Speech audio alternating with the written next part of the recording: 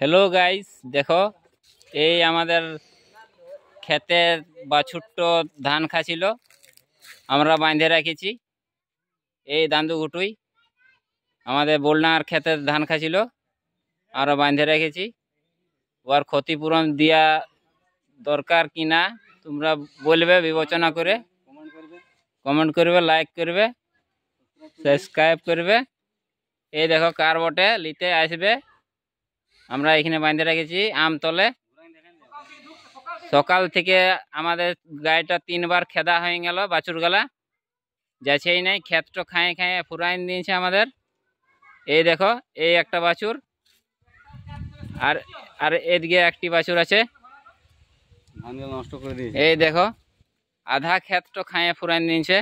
এই দেখো এই একটা বাছুর, এটা লালপাড়া বাছুর বটে। এই বাছুর দেখো, এই কার বটে, যারই বটে বাছুরটা দেখবে, দেখে কোনে আসবে, এসে কোনে আমার সঙ্গে সম্পর্ক করবে। অজিত মাহাতো, দান্দুঘুটু।